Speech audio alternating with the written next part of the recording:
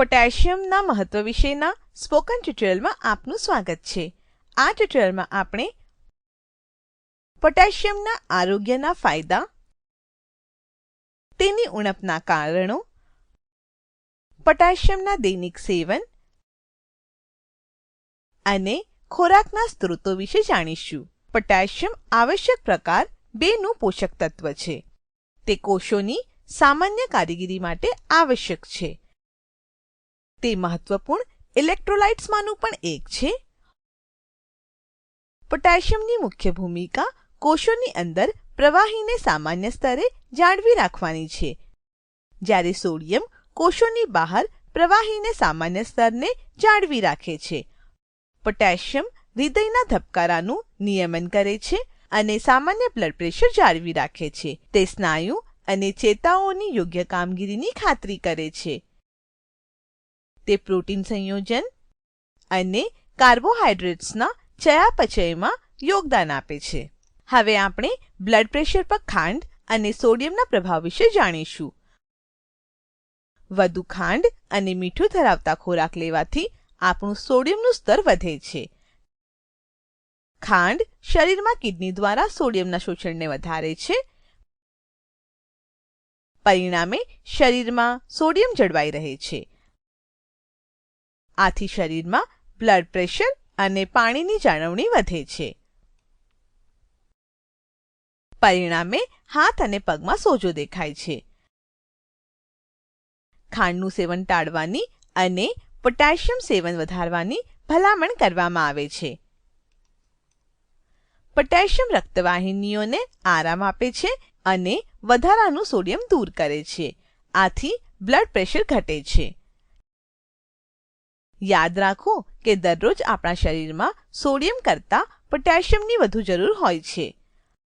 આગ્રહણીય આહાર વિશે હું આ ટ્યુટોરિયલમાં પછીથી ચર્ચા કરીશ. પોટેશિયમની વધતી ઉણપ ઉત્પન્ન કરતા ઘણા કારણો હોય છે. ઓછું પોટેશિયમ ધરાવતો ખોરાક તેમાંનું એક કારણ છે. અમુક દવાઓ શરીરમાંથી પુષ્કળ પ્રમાણમાં પોટેશિયમ દૂર કરી શકે છે. આ કારણે પણ તેની ઉણપ થઈ શકે છે. વારંવાર ઝાડા અને ઉલટીથી પણ તેની ઉણપ થાય છે.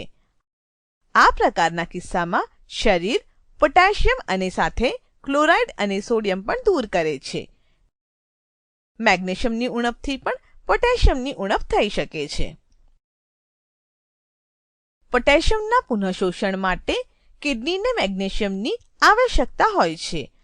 આથી કોષોમાં પોટેશિયમનું સામાન્ય સ્તર જાળવી રાખવામાં સહાય મળે છે. પાઇકા રોગ ધરાવતા લોકોને પણ પોટેશિયમની ઉણપનું જોખમ રહે છે. પાઇકા એટલે માટી અથવા ધૂળ જેવા અખાદ્ય પદાર્થોનું સેવન કરવું. માટી પોટેશિયમ સાથે જોડાય છે અને શરીરમાંથી પોટેશિયમના ઉત્સર્જનને વધારે છે. આથી શરીરમાં ખનિજોની પણ ઉણપ થાય છે. આંતરડામાં સોજાથી પોટેશિયમનું શોષણ ઘટે છે. આ કારણે પણ તેની ઉણપ ઉત્પન્ન થાય છે. પોટેશિયમનું ઓછું સેવન કિડનીમાં કેલ્શિયમના પુનઃશોષણને અટકાવે છે. આનાથી પેશાબમાં કેલ્શિયમના ઉત્સર્જનમાં વધારો થાય છે અને કિડનીમાં પથરી થાય છે. ઉણપના પ્રારંભિક લક્ષણો થાક, સ્નાયુની નબળાઈ અને ખેંચનો સમાવેશ થાય છે. હૃદયના અનિયમિત ધબકારા પણ એક અન્ય ઉદાહરણ છે.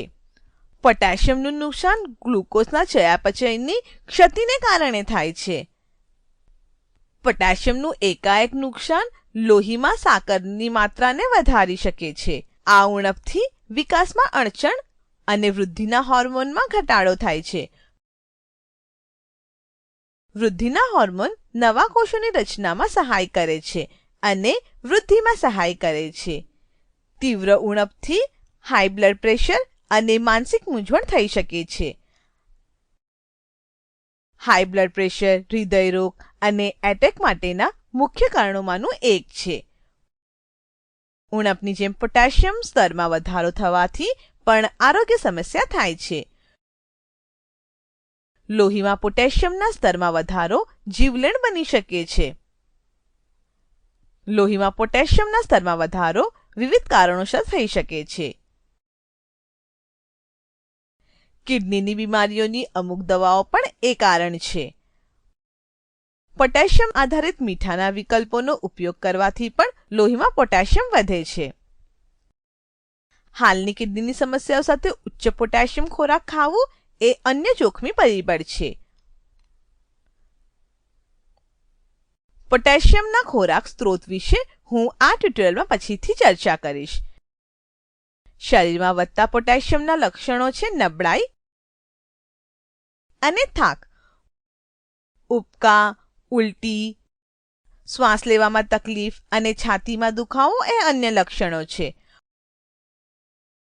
પોટેશિયમનું આગ્રહણીય સેવન વિવિધ વયના જૂથો માટે અલગ અલગ હોય છે. 1 થી 3 વર્ષના બાળકોને દરરોજ આશરે 1000 મિલીગ્રામની આવશ્યકતા હોય છે. 4 થી 6 વર્ષના બાળકોને દરરોજ આશરે 1550 મિલીગ્રામની આવશ્યકતા હોય છે. પુરુષો માટે દરરોજ 3750 મિલીગ્રામની આવશ્યકતા હોય છે. સ્ત્રી માટે દરરોજ 3225 મિલીગ્રામની આવશ્યકતા હોય છે. હવે હું તમને પોટેશિયમ વિશાળ ખાદ્ય સ્ત્રોતો વિશે જણાવીશ. તે કુદરતી રીતે તમામ છોડ આધારિત ખોરાકમાં હાજર હોય છે. દાળ, કઠોળ, દાણા, બીજ અને મસાલા સૌથી સમૃદ્ધ સ્ત્રોત છે. શાકભાજી, ફળો, અનાજ અને દૂધમાં પણ પોટેશિયમ હોય છે. 30 ગ્રામ કાચા લીલા ચણામાં આશરે 353 મિલીગ્રામ પોટેશિયમ હોય છે. 30 ગ્રામ કાચા સોયાબીન આશરે 490 મિલીગ્રામ ધરાવે છે. 30 ગ્રામ મસૂરની દાળ આશરે 419 મિલીગ્રામ ધરાવે છે. 30 ગ્રામ અડદની દાળ આશરે 347 મિલીગ્રામ ધરાવે છે. 20 ગ્રામ બદામ આશરે 140 મિલીગ્રામ ધરાવે છે. 20 ગ્રામ કાજુ આશરે 127 મિલીગ્રામ ધરાવે છે. 10 ગ્રામ તલના દાણા આશરે 46 મિલીગ્રામ ધરાવે છે. 10 ગ્રામ સૂર્યમુખીના બીજ આશરે 56 મિલીગ્રામ પોટેશિયમ ધરાવે છે. 100 ગ્રામ પાલક આશરે 625 મિલીગ્રામ પોટેશિયમ ધરાવે છે. 100 ગ્રામ તાંદળજાના પાંદડા આશરે 572 મિલીગ્રામ ધરાવે છે. 100 ગ્રામ સંતરા આશરે 164 મિલીગ્રામ ધરાવે છે.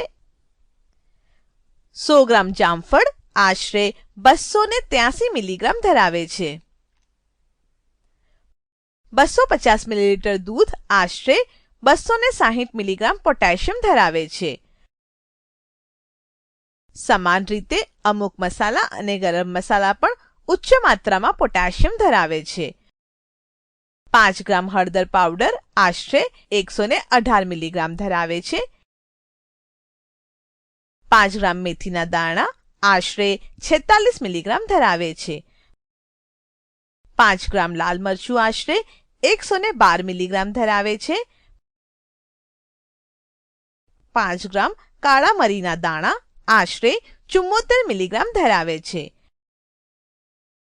5 ગ્રામ ધાણાના દાણા આશરે 74 મિલીગ્રામ ધરાવે છે. સારા સ્વાસ્થ્ય અને ભલાઈ માટે આ પોટેશિયમ સમૃદ્ધ ખોરાકનું નિયમિતપણે સેવન કરો. આ સાથે આ ટ્યુટોરિયલનો અંત થાય છે. IIT બોમ્બે તરફથી રેકોર્ડિંગ કરનાર હું જ્યોતિ સોલંકી વિદાય લઉં છું. જોડાવા બદલ આભાર.